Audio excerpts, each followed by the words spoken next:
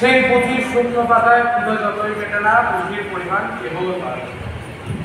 সেই জীর্ণ পুঁথির ভাণ্ডারে তোমরা প্রত্যেক দিন গতকাল আমার কাছে কি চাইতে গেছিলে? অমৃত বাণী। কিন্তু আমার চিত্ত যে শুকিয়ে কাঠ হয়ে গেছে, আমার রসনায় যারা রসের লেশ মাত্র নাই। গুরু, তুমি এসো, নিয়ে এসো তোমার হৃদয়ের বাণী। আজ প্রাণকে প্রাণ দিয়ে জাগিয়ে দিয়ে যাও। তোমার নববর্ষার সজল হাওয়ায় উড়ে যাক সব শুকনো পাতা। আকাশের ঘন নীল মেঘে আজ মুক্তির ডাক উঠেছে। উড়ে উড়ে উড়ে আমার বুক মেতেছে, গানে আজ থামায় গেলে। উড়ে উড়ে উড়ে আমার বুক মেতেছে, গানে আজ থামায় গেলে। সেজে আকাশ পানে হাত পেতেছে, তারে আজ থামায় গেলে। উড়ে উড়ে উড়ে আমার বুক মেতেছে, তারে আজ থামায় গেলে। উড়ে উড়ে উড়ে আমার উপাধ্যায়, তোমাকে আমি বলিনি ওই একজনের তিনি সাপ অঙ্গ হয়েছে? দেখছো তো কি করে তিনি সকলের বুদ্ধিকে বিচলিত করে তুলছেন? ক্রমেই দেখবে অজলায় তুমি একটি পাথর থাকবে না। না, থাকবে না, থাকবে না। পাথরগুলো সব পাগল হয়ে যাবে।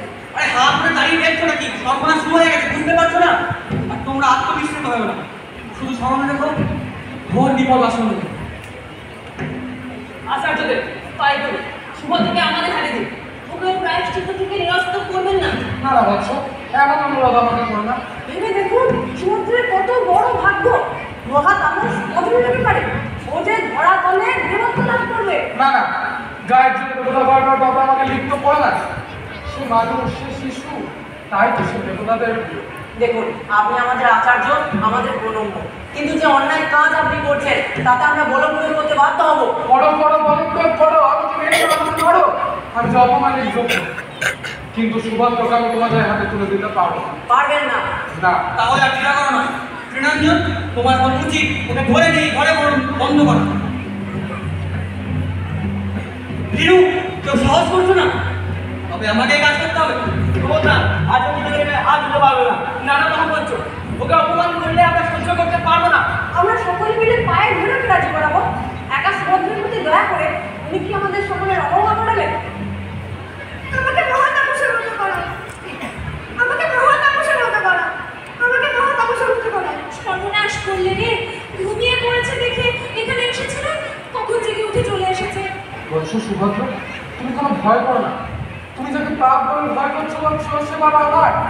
আমি তার প্রায়শ্চিত্ত করবো। না না, আরে সুভদ্র, তুই মানুষ নয়, তুই দেবতা, তুই ধরুন। তোর বয়সে মহা তাপস করার কাজ ভাগ্যে ঘটেনি। সুভদ্র আমাদের আয়তনের পালন ঘটে। আচার্য, এখনো কি তুমি এই বালককে এই মহাপুণ্য থেকে বঞ্চিত করতে চাচ্ছ? হায় হায়, এ দেখে তো আমার হৃদয় একেবারে বিদীর্ণ হয়ে উঠেছে। এর থেকে তোমরা যদি ওকে ছিঁড়ে কেড়ে আমার কাছ থেকে নিয়ে যেতে, আমার এত বেদনা হতো না। আয় ভাই সুভদ্র, প্রায়শ্চিত্ত করতে যায়। আজ আমিও যাবো তোর সঙ্গে। চলো বৎস, আজকে আমিও যাবো।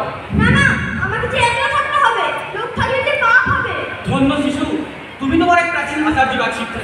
এসো তুমি আমার সঙ্গে। না, যতক্ষণ আমি এতটা আচার্য আমার দেশটাকে কোনো ব্রত আর মূলতা শেষ হতে পারে, আমি নিষেধ করছি।